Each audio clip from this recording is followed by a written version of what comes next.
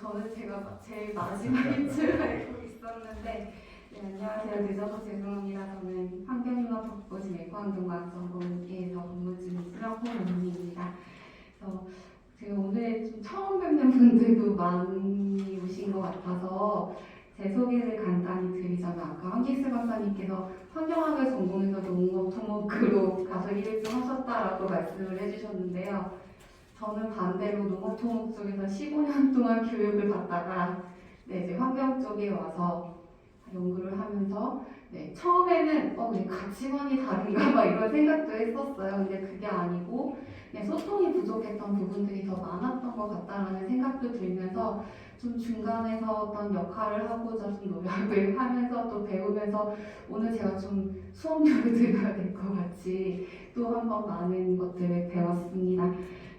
제가 사실 오늘 학회에서 오는 길인데 어저께 그 일본에서 학회를 했는데요. 그게 농업물 관련된 환경 엔지니어링 관련된 대만, 일본, 한국 이렇게 세 국가에서 작게 구성해서 매년 소통을 하고 있는 학회인데, 그 학회에서 만난 일본, 대만 친구들이 물어보더라고요. 농업, 토목, 에그리컬처 엔지니어링 하던 애가 이제 환경 쪽에 가서 혼란스럽지 않냐, 이런 여러 가지 질문을 하면서 생태계나 여러 아까 그 생태 요량 이런 부분들에 대해서 또 일본이나 대만에서 관리하고 있는 방법들이나 이런 것들 서로 얘기하고, 오늘 박사님이 얘기해 주셨던 부분들을 또 친구들이 저한테 내년에는 너가 답을 찾아와라 이렇게 얘기를 좀 했었던 부분들이 있었는데요.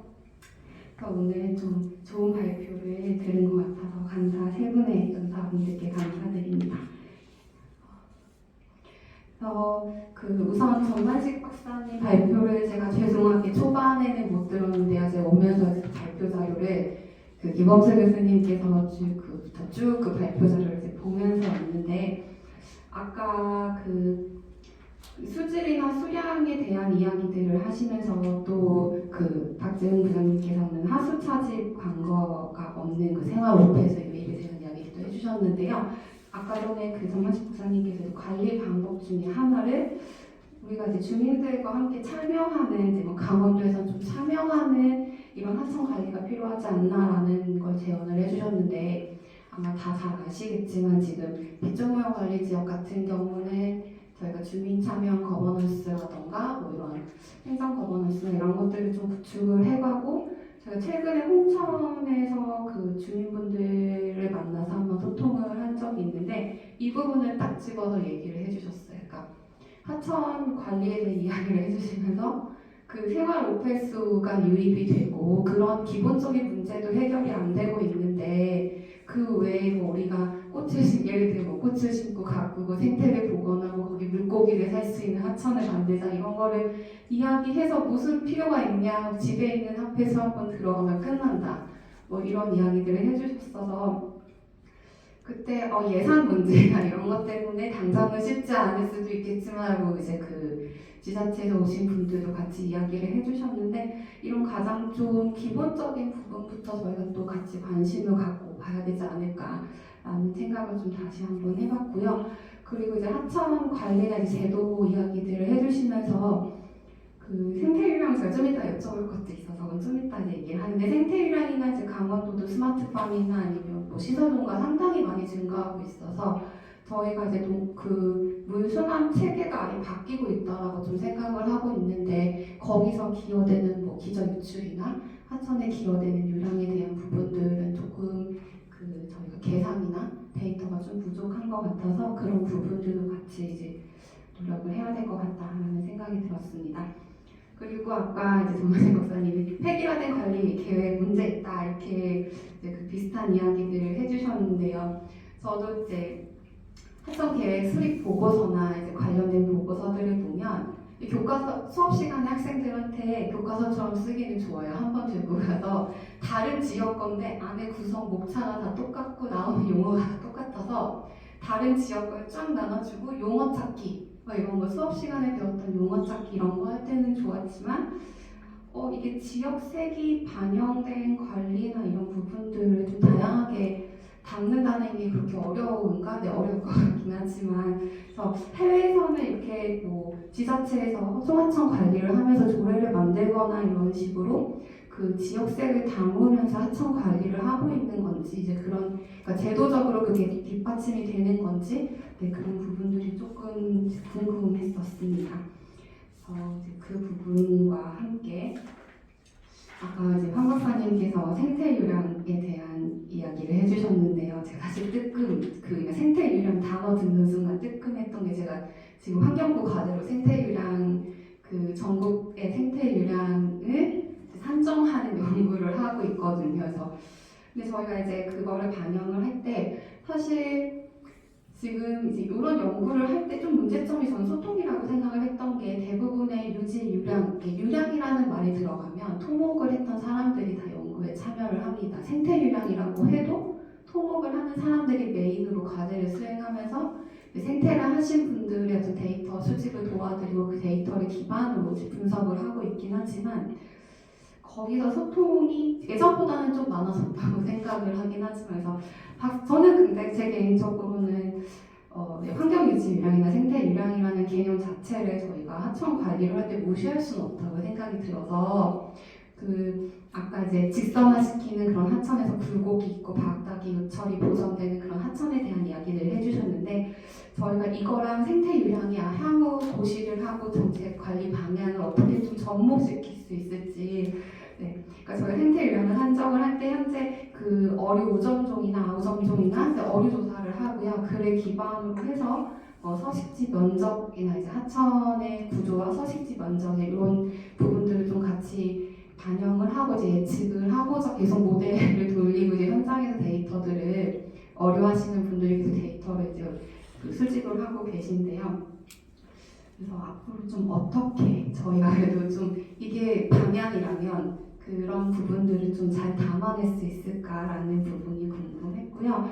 또 이거랑 더불어서 제가 개인적으로 좀 궁금했던 거라 오늘 여쭤보려고 했던 부분이 저희가 환경유지유량이나 생태유량 이런 개념들이 계속 바뀌어가거나 그리고 이제 최소한의 유량의 확보에 대한 개념들이 이제 나아가면서 댐을 운영하는 그런 기준들이 좀 바뀌어가고 있잖아요. 그러니까 하루 하천의 댐 방류를 예전에는 뭐 발전 방류만 했었다면 요즘에는 어느 정도의 일부는 상시 방류를 한다거나 그럼 그런 것들이 진짜 하류 하천의 수량에 기여하는 건 알겠는데요. 수질이나 수생태에 어떤 신천지를 저희는 긍정적인 기여를 할 거다라고 판단을 하고 있는 이런 운영 방안의 변화들이 실제 하류 하천에 미치는 영향들이 어떠할지 네, 이런 부분들도 조금 고민해봤으면 좋겠다라는 생각을 오늘 발표를 통해서 했습니다. 그래서 수질을 기준으로 아까 건강성을 기준으로 연속성을 기준으로 이렇게 평가하는 다양한 방법을 설명해 주셨었는데요.